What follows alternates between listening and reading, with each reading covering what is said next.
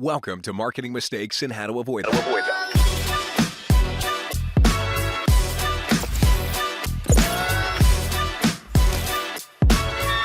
Here's your host, Stacy Jones. Welcome to Marketing Mistakes and How to Avoid Them. I'm Stacy Jones, and I'm so excited to be here with you all today. I want to extend a very warm welcome to Helen Sharp. Helen is the founder and CEO of Influential PR, a performance PR agency dedicated to supporting brands with a purpose that are sustainable and eco-friendly. Helen is a visionary in the realm of public relations and brand storytelling, particularly for mission-driven brands seeking to amplify their digital presence through data-driven strategies and compelling narratives. With over a decade of experience in the field, Helen has collaborated with influential and sustainable organizations such as the Surfrider Foundation, 1% for the Planet, Repurpose, Broovy, and Last Object. Prior to founding her own agency, Helen's journey in the PR industry has taken her across continents, from Buenos Aires to Los Angeles and Taiwan. Her diverse global experiences have enriched her perspective and approach to public relations. Today, Helen and I are going to be discussing the transformative power of public relations in driving mission-driven brands forward, and the importance of crafting powerful narratives. We'll learn what works from Helen's perspective, what should be avoided, and how some businesses just miss the mark. Helen, welcome. So happy to have you here today. Hi, thank you, Stacy. I'm so happy to be here. Well, what I always love to do is start off talking about what got you here today. You have gone to Buenos Aires, you've gone to LA, you're now in Austin, you've had quite the journey. But what made you decide that, first of all, PR was going to be your shtick, and then why mission-driven brands? Yeah, so I feel like there's a type of person that's a PR person. And I've always been that type of person, a person that loves connecting people, that loves trying new things, that likes being up to date on trends. And I think like what really got me interested in PR was connecting the dots between different businesses, different people. And then, I worked in sales for a little while. I worked in publishing for a little while. And I think those two things really are what PR is about. It's about crafting stories and connecting people. So, that's why I got into PR. I just love it. I love the field. It's super interesting. And it's just the type of person I am, I suppose.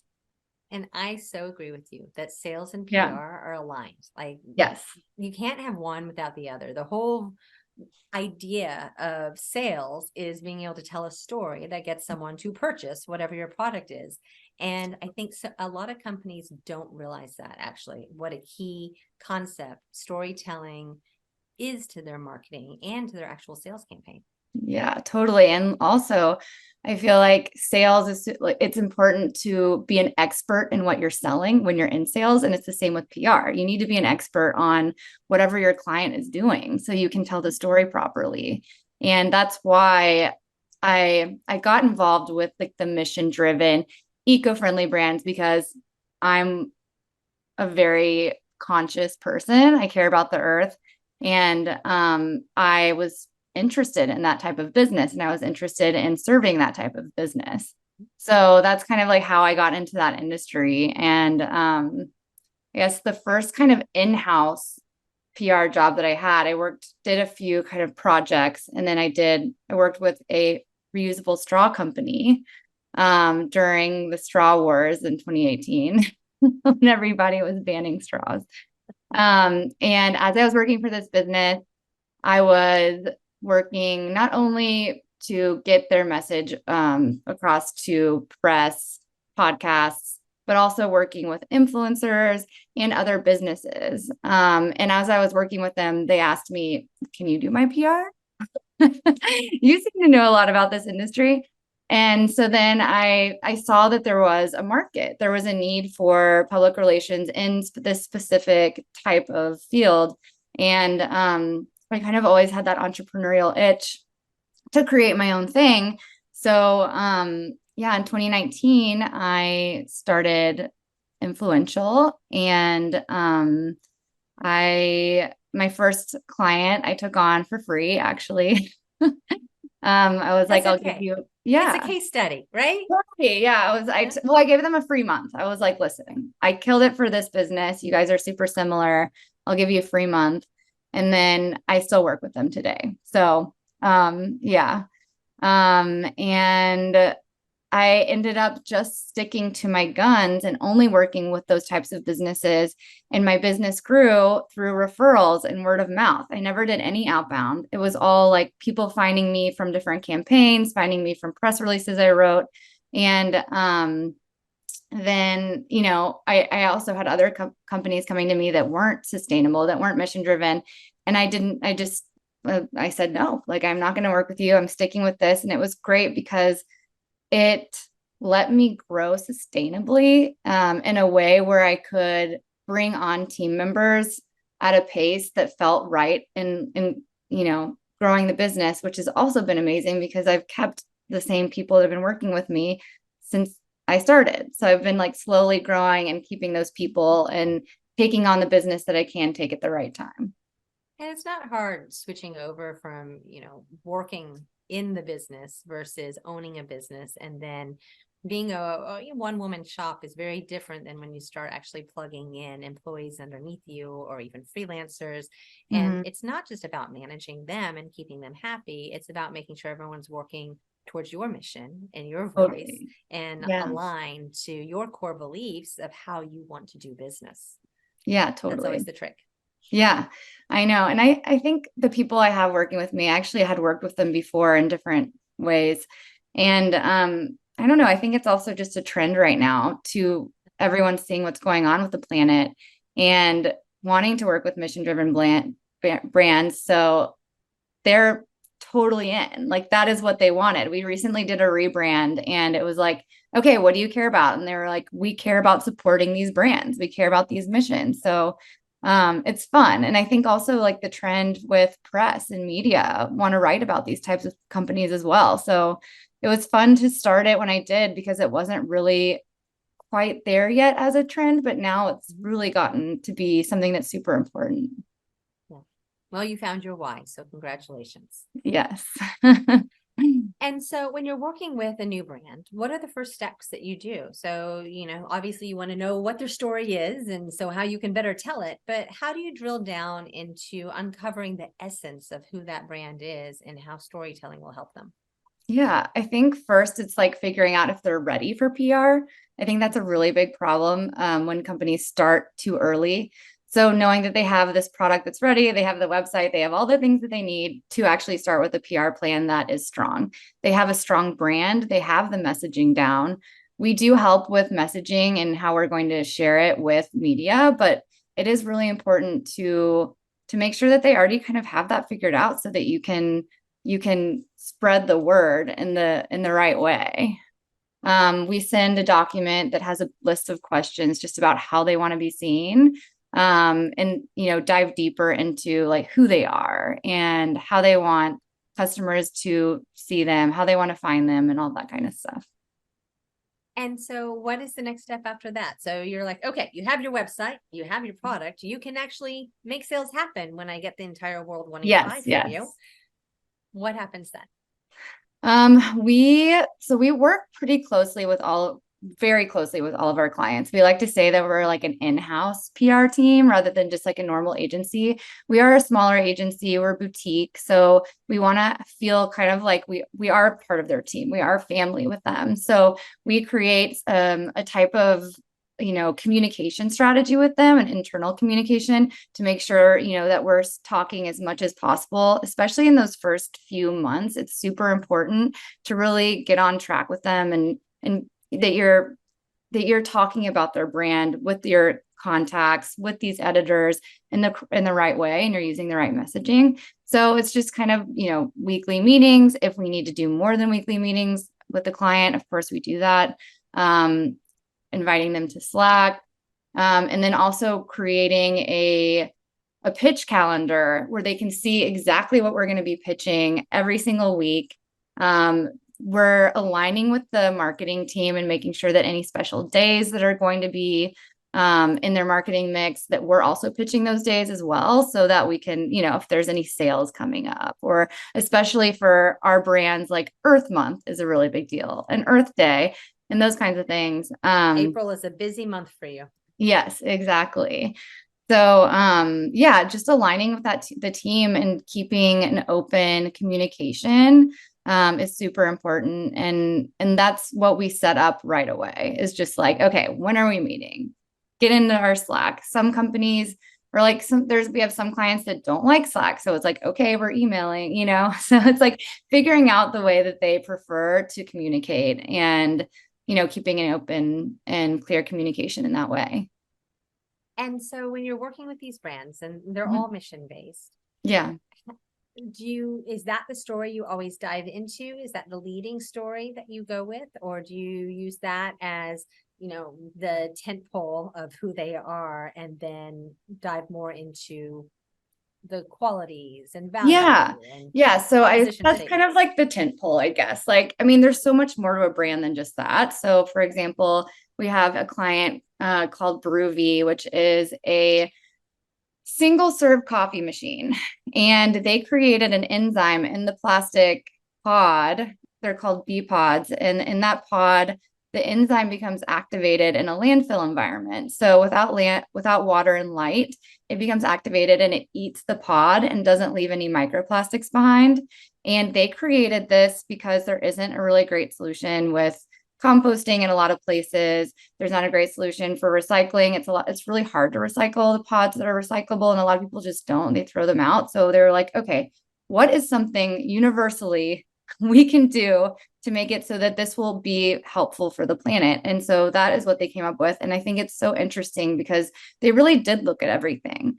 And so sharing that story, because that's an interesting tale. And also the story of all of the coffee roasters that they're getting their coffee from. So they're all sustainably sourced and they have different partners. And then there's also my favorite part of it, which is the thought leadership piece of the CEO or the founder, because a lot of times these CEOs and founders are, creating these businesses because they know a lot about this certain subject matter.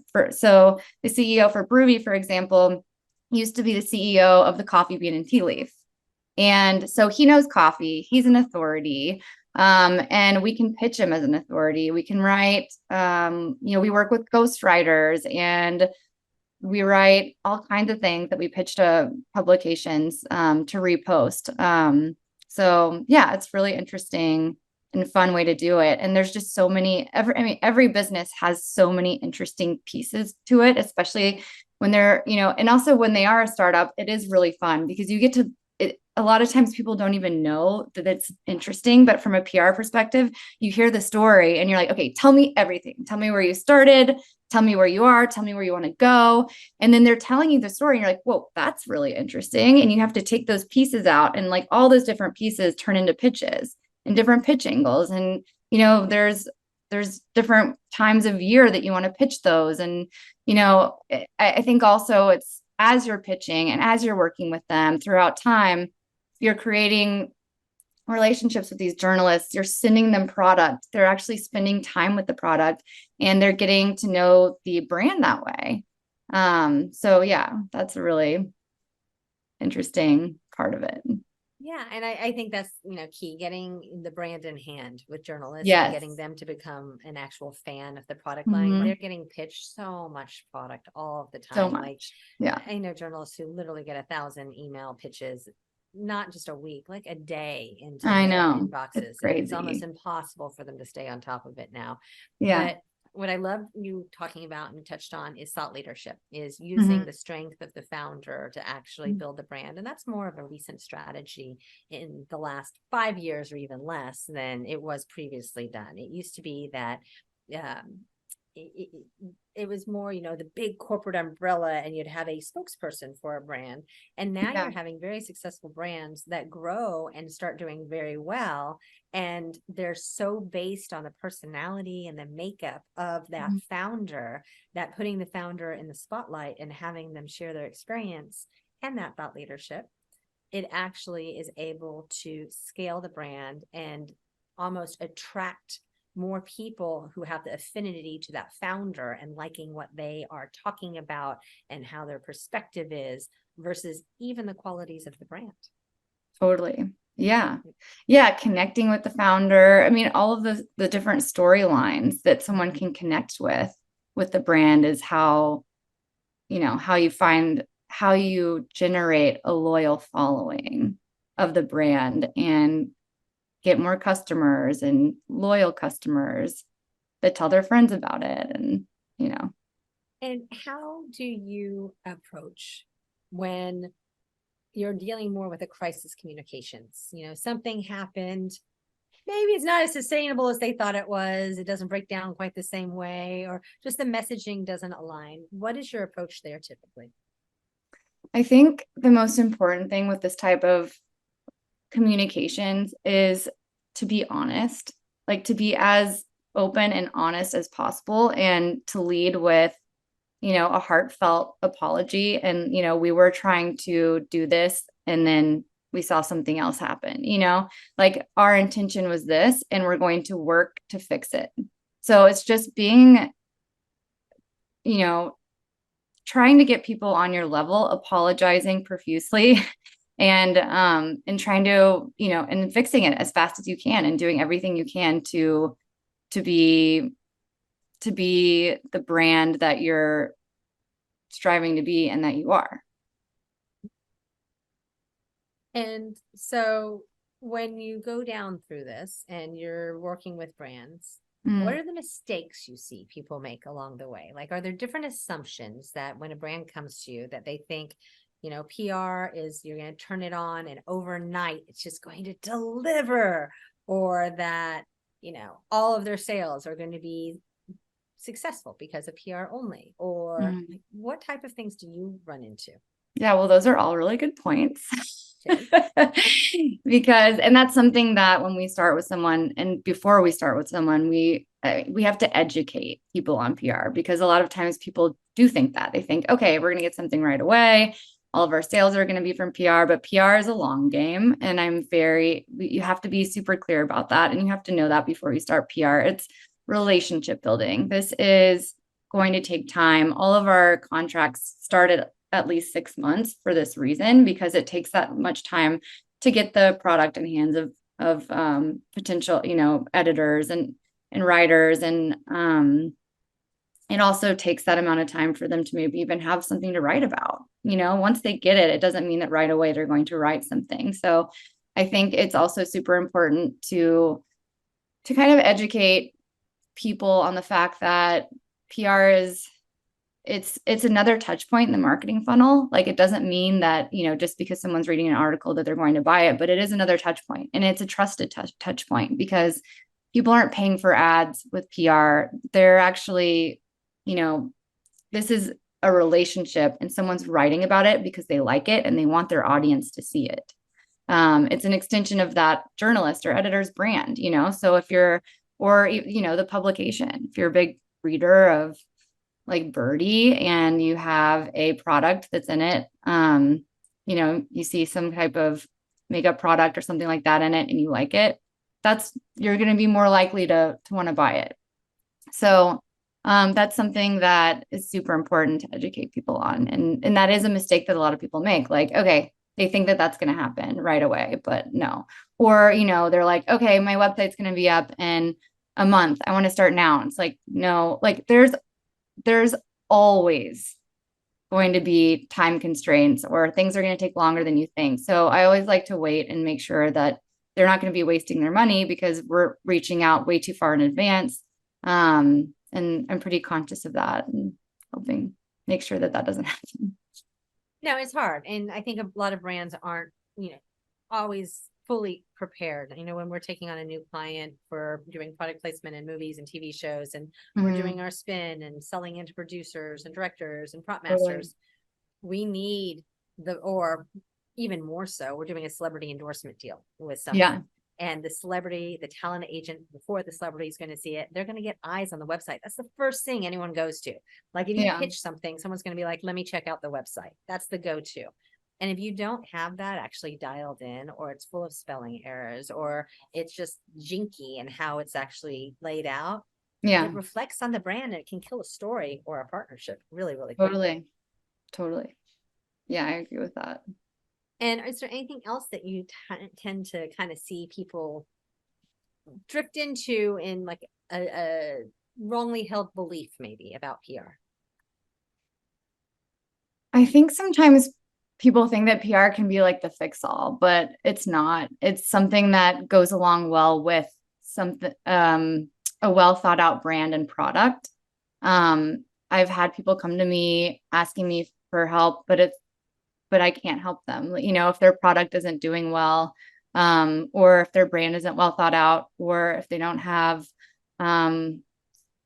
good photography. You know, there's a lot of things that are important for a PR campaign. And if companies don't, or, you know, brands don't have that, then we can't help them. We aren't the fix all, you know, we're going to help spread the word of something that's already made well, you know, if that makes sense. No, that totally makes sense. Yeah. And then there's the whole world of like everything that we're talking right now is about earned PR. So going out for earned media, looking for where we have relationships or where there are opportunities to open doors and get, you know, by virtue of the brand alone, it fits a story that you found or you have created a story. Do you also look at paid? Do you do a lot of work with advertorial work? What is your belief system on paid PR versus earned? Yeah, so we are fully earned. We don't do paid. If we do paid, it's with influencers. So as far as editorial, all of the work that we get, all of the publications that we're in, it's all earned. I don't think paid is bad. I think sometimes if people want to be in something quickly, there are, you know, opportunities to pay and get put into a publication. But especially like that with being gift said, I guides think and it's a things lot. like that I think it can be nowadays, really, really. Sorry. I think especially like with gift guides and things like that nowadays. Is Yeah. that like fast turning type things? Okay. So yeah, I mean, we do affiliates now with that type of thing, and that is sort of paid. I mean, you're not like saying I'm paying this much to be in your gift guide, but you are using an affiliate link that is unique to that publication, and they're using it in their gift guide. So if anybody ends up buying anything, that publication is getting paid. And a lot of publications are using this now. It's, you know, I call it affiliate PR, and they're needing to do it because they're not getting the ad dollars that they were before. So it's kind of the way that a lot of publications are staying alive, is through this affiliate type of PR. And I love it. I think it's really great from a PR perspective for our clients because they can measure it better. A lot of the measurements in PR is a little bit vague because you're saying, okay, this publication is this many unique monthly views. And that's how you say, this is how many eyeballs might have seen your, might have seen your brand. So this is great because it shows you, you see direct sales. You can see direct sales and you can see the unique monthly views. Yeah. And you're actually putting it in the funnel. You're putting it in the marketing funnel, and you're able to have someone in operations or the CFO of a company where very oftentimes PR is on the chopping block as a nice to have versus a need to have. And so I think that's what with the affiliate you're getting. Yeah, the affiliate makes it more of a need to have. And it's also pretty cool because you can work on with different, if there's a publication that you really want to be in, a really big one, and you're working with their editor and talking to them about affiliate commissions, you can raise the commission and sweeten the deal for them to get into a more prominent publication. And so are you finding that that is more on your day-to-day pitch that you're doing now, where you're looking at affiliates? Yes. We use, especially for gift guides, if it's a listicle type thing, that's what we do. All of our listicles have a link. They also, there's all different types of affiliate softwares, and we make sure all of our clients are set up on those. There's also Amazon Associates as well, which is really great because publications, if you click on a link for Amazon Associates and you don't buy that product, but you buy a bunch of stuff, they still get commission from it. That's amazing. That publication. So people love Amazon affiliates. Well, Amazon affiliates, I think it's fascinating because you'll see these like or associates. detailed, very feeling advertorial Yeah. written articles. And you're like, Uh-huh. wow. And a lot of times they're plugging this celebrity or famous person uses this product and you should too. And you're Yeah. reading it and you're like, it's not a celebrity endorsement, it's Uh-huh. implied, but it's Amazon, and it's Mhm. Amazon going out there and writing so many articles or negotiating them to be written with their backlinks or Yeah. working with people to do that so that they're making money and having everything driven back to them. Yeah, I know. It's the new world. I mean, PR has always been something that's always changing. I guess everything like with marketing is that way. But yeah, I mean, it's changed a lot in that regard. Yeah, like a decade ago, affiliates through PR didn't happen. And I think it was No, kind of almost born through influencers, where brands were getting so used totally. to working with influencers and giving them a code, and then they could get a Yes, percentage of what they sold. And then bloggers were doing it. And then the media outlets were saying, hey, what about us? We can do this too. totally. Because all the ad spend was going to those people and Yeah. to social media, ads as well. So yeah, that's exactly it. What do you think is changing in the future? Do you think, PR is going to continue to evolve, and what ways do you think it might change? I think that as we touched on, thought leadership is going to continue to be more and more important, telling that story and really driving home kind of like the brand mission and identity and making the brands that you're working with more, not just the CEOs, but also making the brands thought leaders themselves so that they're the top of the market if they have any competition. I think affiliates is going to continue to grow and evolve. Hopefully they'll have better platforms. I do think influencer marketing is going to continue to be really, really big. We're doing a lot of influencer marketing as well right now. And yeah, I think that traditional media relations as it's been in the past, I think will continue to be important too as a piece of it.